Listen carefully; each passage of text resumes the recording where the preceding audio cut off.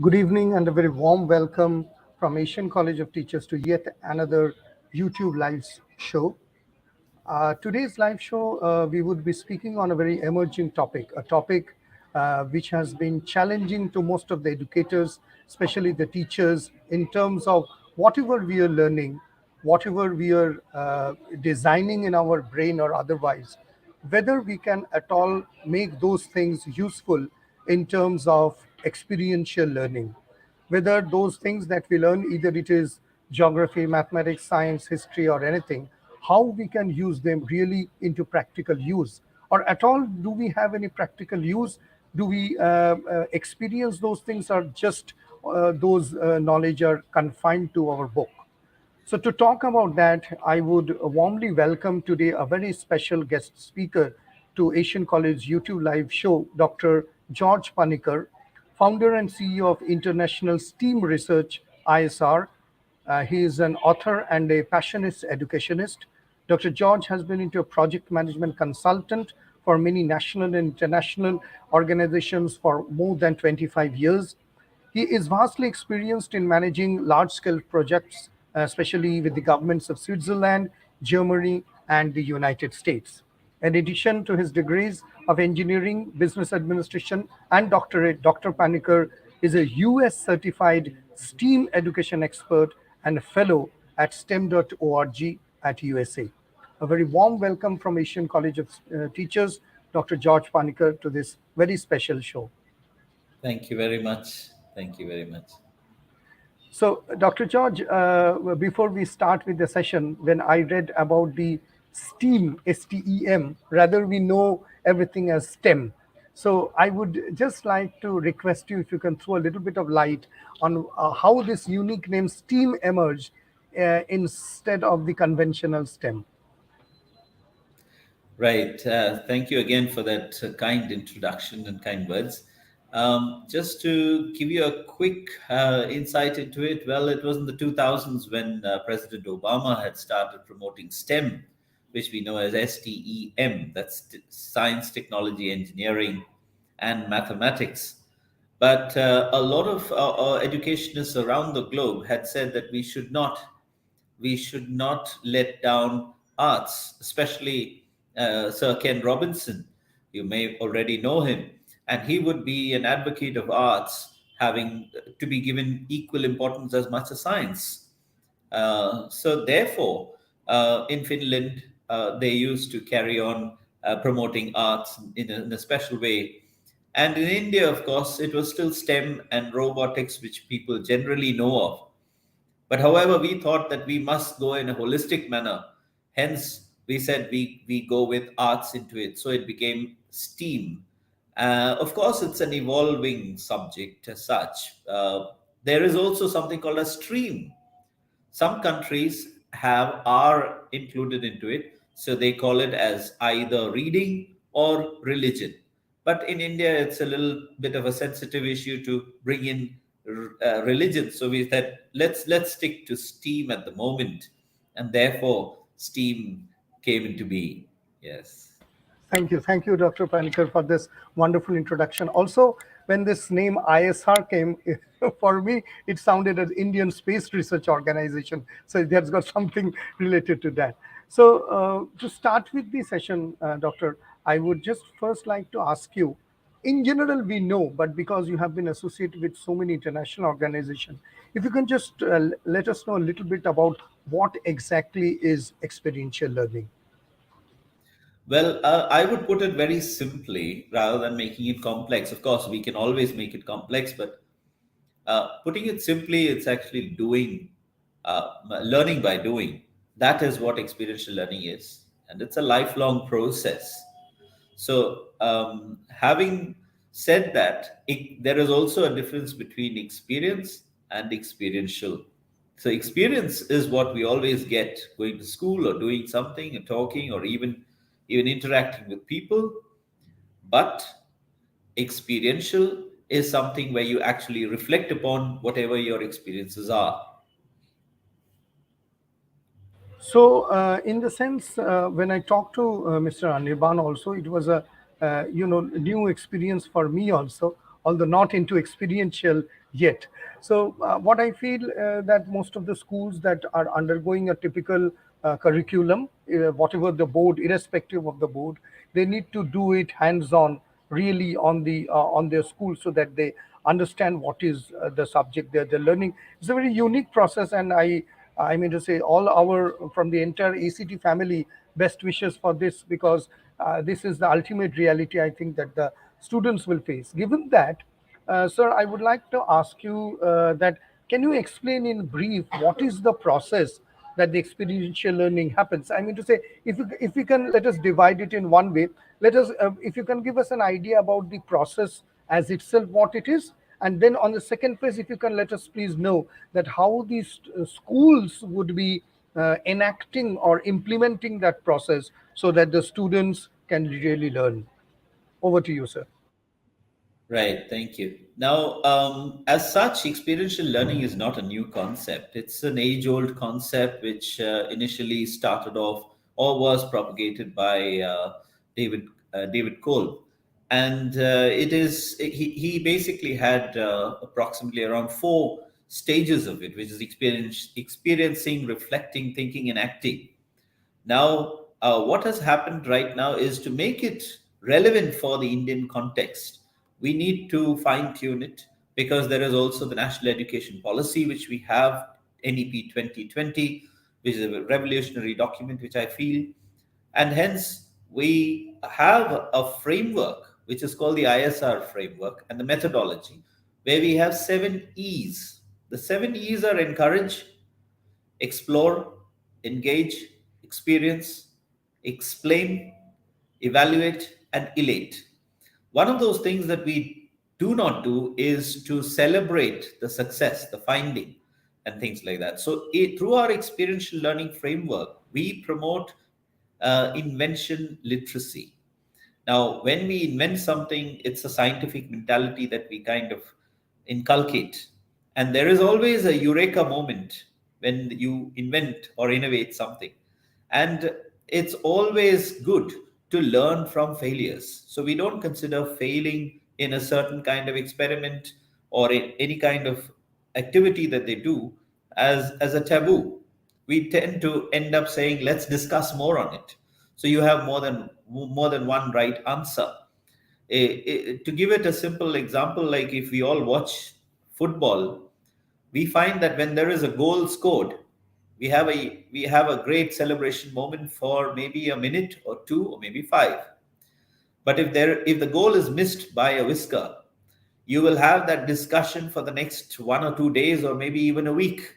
What could have been done in order to score that goal? So it is through the failures that we actually have more discussions, more research done, or inquiry. So inquiry and research based education is what we really try to align this to.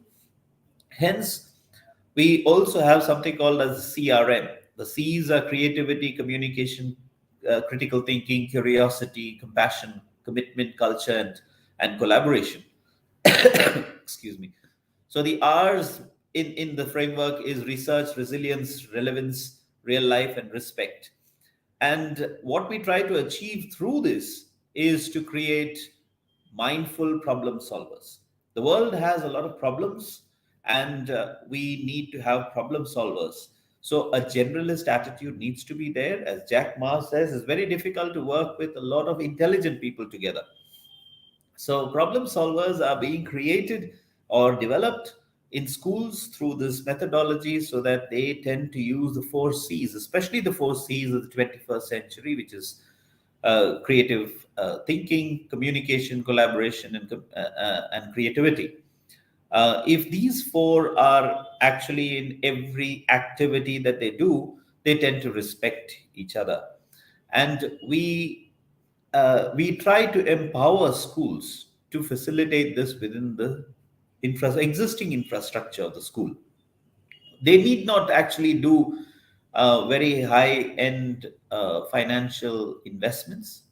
They can just have a classroom whereby they have desks and chairs.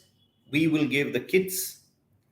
There is a specific kit that is usually given to the students. They work in groups so that they use the 4 C's. to come to a conclusion of a scenario or a problem that is given to them by a facilitator or a teacher in the classroom. And based on that learning, they end up doing something called as the journal writing. Journal writing is to encourage, right from a very tender age, they are encouraged to do it so that they get into the research mode, also the constructivism model, whereby they can actually go back and reflect upon what they had done maybe a month ago. If I may interrupt, Dr. George, that this process that the journal writing part, when it's done, it is which grade or which class you're talking about? Well, class 1, 2, and 3 is usually the unstructured learning. Class 4 onwards, we tend to help them to get into a structure. See, the whole idea remains that at no point should we lose this specific skill called curiosity. Curiosity is actually a skill if you really look at it in depth, because looking at something and being curious and forgetting it is different than being curious and then researching upon it. So that's where, again, experiential learning comes into being as such. Yeah. My question, sir, is that this is excellent. I got the entire perspective, and most importantly, the 7 E's that you told. The last part, elation, that is celebrating a success, which is also one of the, I would say, philosophies that Asian College of Teachers also we follow. That whenever there is a success, be it in any periphery of the department, we really celebrate, and that is what our CEO also inculcates the idea that we should celebrate more. Now, the question is that you are definitely structuring them into experiential learning, which is one part. The second thing which I would like to ask you, which raises a doubt, is that the course, the curriculum, or the teachers, when they're teaching, particularly say for someone class 1, 2, 3, so on till class 8, they are, don't take me wrong, they are emphasizing on the fact of more of memorizing and delivering. Rather, you are emphasizing on the fact that there should be a curiosity, what I call that, start a class with a question rather than with an answer. Why will you read geography? Why will you read algebra? Why will you read trigonometry? So that it raises a curiosity, and then you do answer that, and then you write a journal. So my question, sir, is that are you also using a methodology to relate the conventional teaching in the classroom vis-a-vis the experiential learning that you are delivering? I mean to say, do you do a homework, or you brief the curriculum to the teachers who are conventionally teaching, or how does it happen? Well, that's a great question. See, the idea is, to put it simply, we help students discover, whereas teachers are having the pressure of covering the syllabus. Now, how do we help them discover? Is to help them apply the knowledge that they get in the classroom into a activity which they're doing inside a STEAM lab, which we call the happy zone.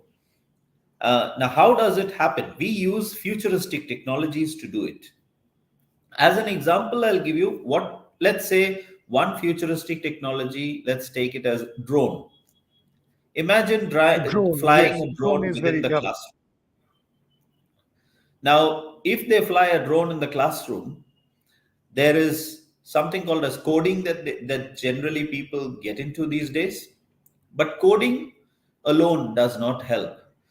When we fly a drone within the classroom, there are measurements that are taken. That means mathematics come into use. Then there is direction, there is geography, there is topography that is taken into consideration. So then there is physics, because there's equilibrium, there is thrust, all this. So you see, we integrate different subjects which they gain in the traditional classroom, and they come to this particular STEAM lab and they take a scenario and solve it using all or any kind of knowledge that they have gained within the classroom. So it could be also as simple as presenting the whole scenario, which requires English or Hindi or Bengali, whatever language they may do it in. But they need to make sure there is art aspect into it. Presentation is a skill that they are allowed to develop within the classroom. Yes. In general, you will see that when the students are, once we floated the STEAM, recruitment drive, they have got a notion that is this a science background job with the facilitation would be science because it includes STEM. Now, I explained to did this, had a nice discussion with Mr. Daniban. So what you're telling, if I draw the attention of the viewers who are watching this YouTube live with Dr. Panicker. So when we are flying a drone in the classroom, you're including starting from arts, music, English, mathematics, geography, topography, everything together, and then we collaborate into a kind of a project. So my question to you next would be, sir, that this type of an inquisitive thinking which the students are doing, don't you think that if these team collaborators, they do brief, I know it is difficult or it would be unwise, that the entire process of, starting the teaching pattern of a class, it can be geography, it can be chemistry or whatever, should be done in a more practical basis, because if the teachers are teaching in one direction, you are delivering it in a direction, the students get confused. I think that this can be considered while briefing the teachers also, that how they can include this process into the learning system also. Right. So that this is again a very important point which you mentioned.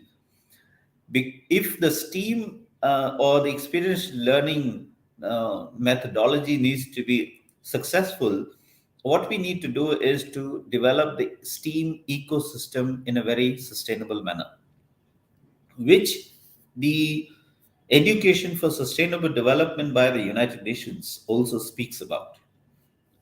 This would mean that it is not that you divert the whole thing into a practical base or a theoretical base. Right now, we are more emphasized on theory, but the entire curriculum or the entire activity being done is very dynamic. For example, if they don't have any kind of STEAM lab inside the classroom, but the teachers would like to be very creative, they can take a topic called as translucent. And translucent, how do they do the research? They can just ask them to go around the school and find out where there are glasses, how many glasses, what kind of glasses, which are the window panes. So you see, here the students touch, feel, and understand what translucent is, other than just be learning it as theory and then forgetting it once they write the examination. So here, when they are into the STEAM lab, they have to do this without the fear of failure. Hence, there is no grading system that we follow in this particular STEAM exercise. What we generally do is follow a certain rubrics. So, in the rubrics, it's a specialized, of course, methodology which is used in order to understand how much the child is using the four C's, rather than just looking at how many marks did he or she get out of 100.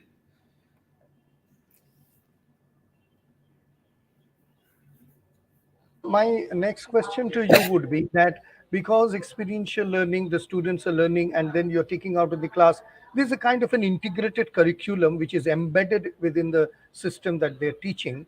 What is the process? I mean to say, if you can let our viewers know that how does it happen? What is the cycle stepwise? And well, as you really told that there is no gradation, but is there any kind of an evaluation which assess the result, which is the outcome? Yes, the outcome is derived through a system called the CRM, which I had just mentioned a little while ago. The CRM is actually you integrated into the rubrics, and what happens is, you have the creativity, communication, critical thinking, and these kind of and collaboration, these kind of C's that we generally know.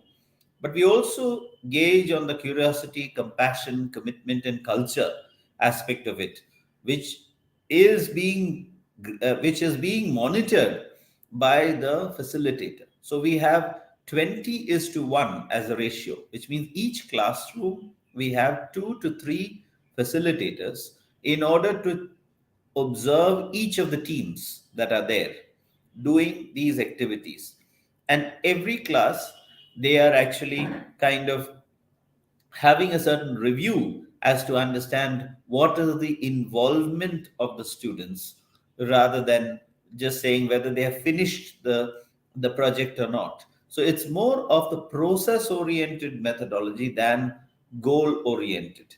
Therefore, the process, if they follow well, they are encouraged to continue that. Whereas if they achieve a goal, it becomes more like a science project. There's a difference between science lab and STEAM lab, where the science lab you go and validate things, whereas a STEAM lab you go and do and fail and reflect and redo. So the whole idea in an engineering term, we call it as design thinking. The Kolb experiential learning, the Kolb experiential learning that we were talking about, has there been any reform made on that, or as team as a institute you're following that same rule, same prototype? Well, David Kolb had 4 stages, whereas we have the 7 stages. We've refined it more.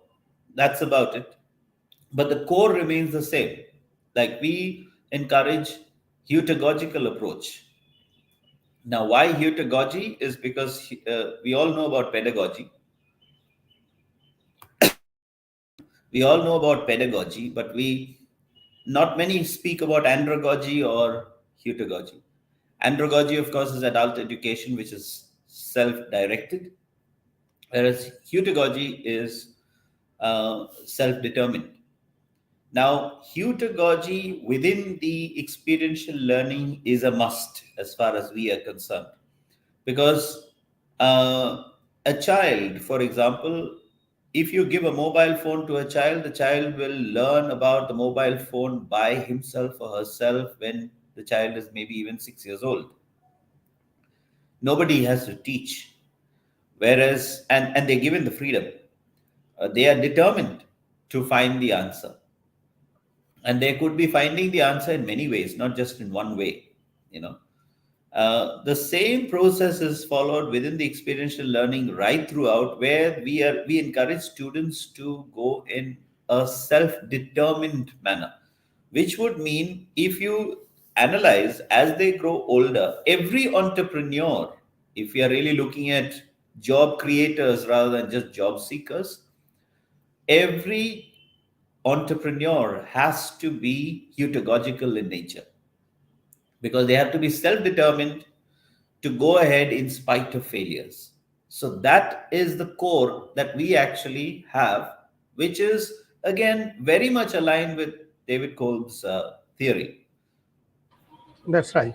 Sir, what kept me busy, and I was thinking to ask you right the day we decided that we would come on a live show, is that we understand the curriculum redesigning, the students doing it, and STEAM has been successful in various aspects across the globe. So, how do you find the reaction from the parents? I mean to say, because they also see their students now into the STEAM lab. How do you think? How do you find them, and how they're reacting, and what are their feedback on this? Well, to put it in one word, I think they're ecstatic. They're very, very, very happy about it. But one of those things that needs to be understood, or has been propagated amongst parents, is to understand, why do we need STEAM education or experiential education? It is all because of the kind of disruption that is taking place in the market. The future is completely going to be very different from what it is today. Technological advances are exponential. And as Bill Gates says, we don't necessarily need to be experts in everything that we do, but we need to have the mentality of an expert so that we know what the expert is working on. For example, a CEO of a company need not know every department of his company, but the CEO needs to have that generalist mentality to understand what each department is doing. Otherwise, he would be lost. So tomorrow, even if one doesn't know coding, at least they understand how do these engineers work on a platform, or how do architects work, or how does traffic in a city move? There's something called as traffic engineering, which we never talk about. So all these things are real life connected. And the idea is to get into the mode of really understanding what real life connects are. So the parents generally feel that their children go back home and start connecting whatever they learn in the classroom and apply it in the STEAM lab into their daily life. For example, the a simple example would be, if you ask somebody which side do you turn a screwdriver in order to tighten a screw, many people get confused, whereas students, they understand after practical application of these kind of things that it is to the right that you tight and left to loosen. Yes. Right. So it's like also finding interesting ways for youngsters to remember. So they come up with certain very creative ideas like righty tighty, lefty loosey.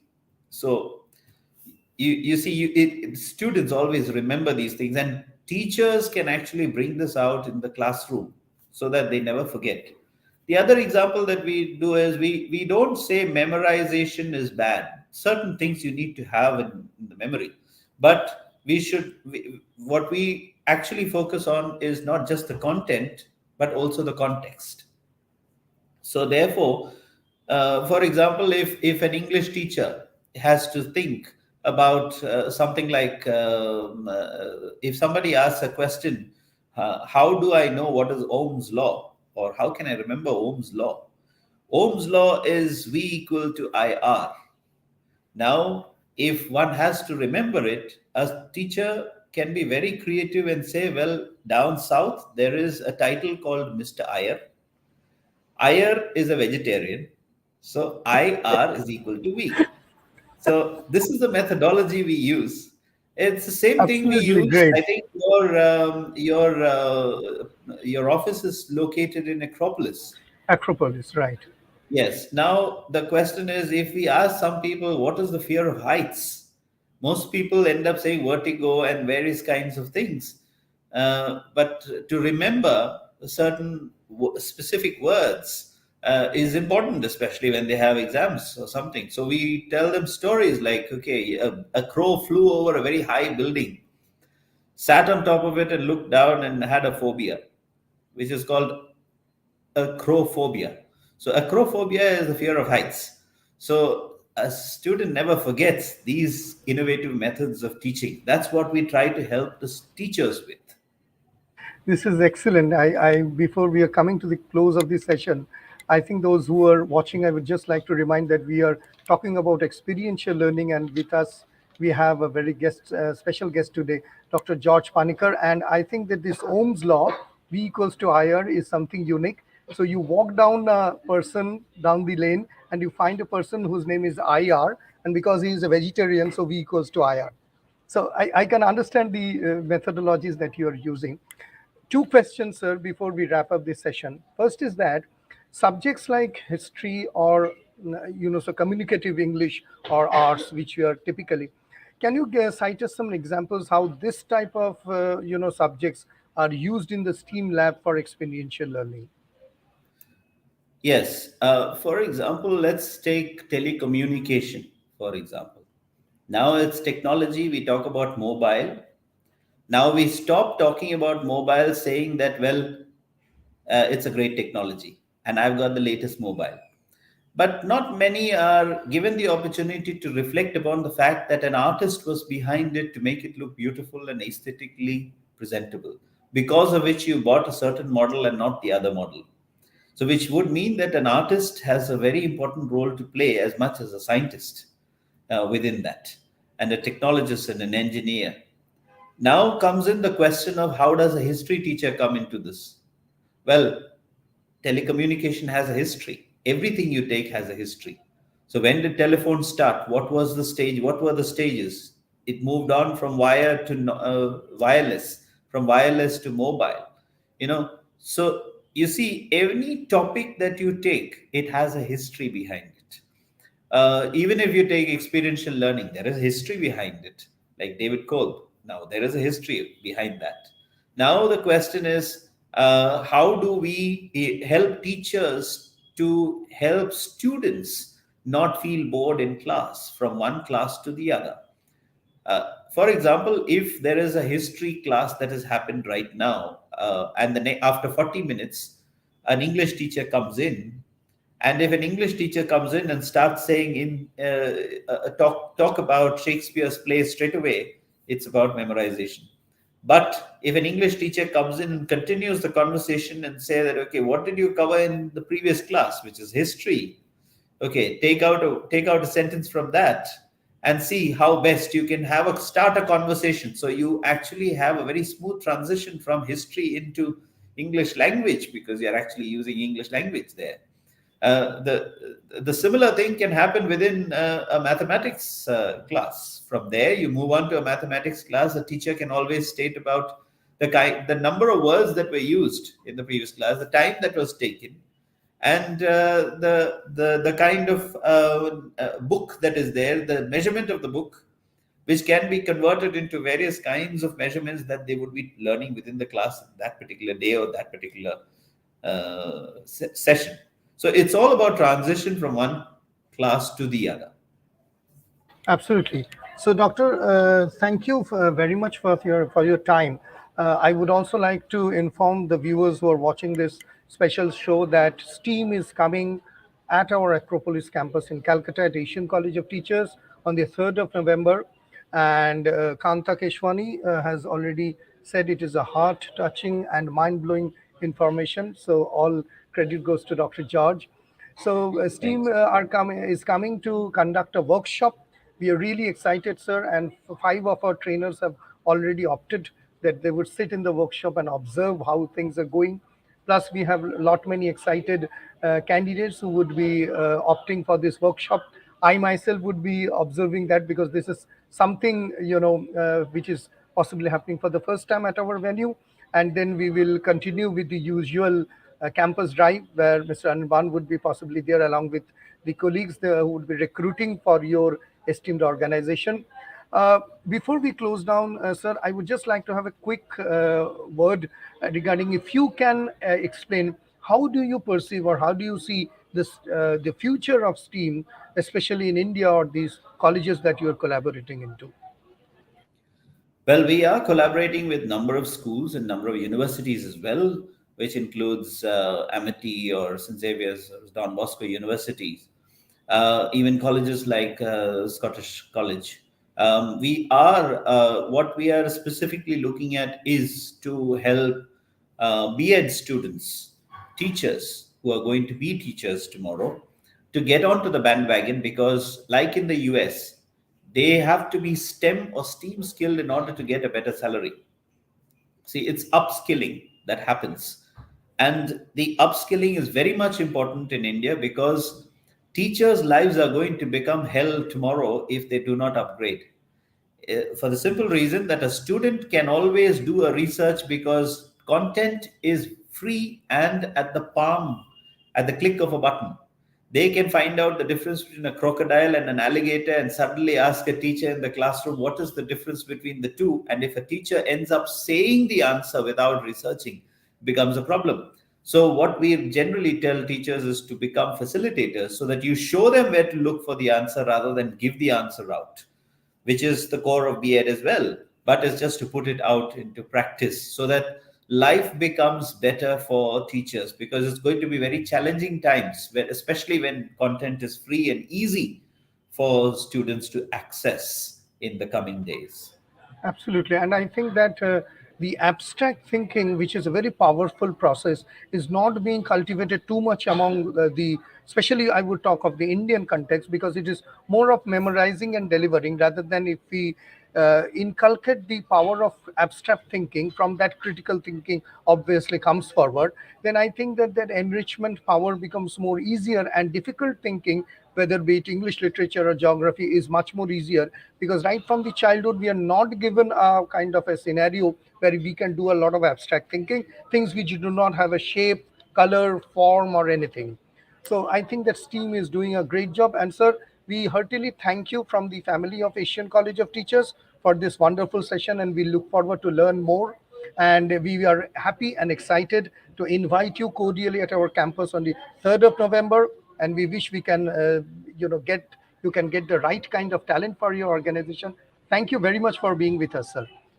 Right. Thank you very much. It was a pleasure to be online with you and speaking to you. And I look forward to a great collaboration for the future. Absolutely. We are also looking forward for a long-term collaboration with you. This is Shaunak signing up from Asian College of Teachers, promising to be back yet another with a very interesting show next time. Thank you very much, sir, and thank you all for watching this video. Thank you and bye bye. Bye, sir.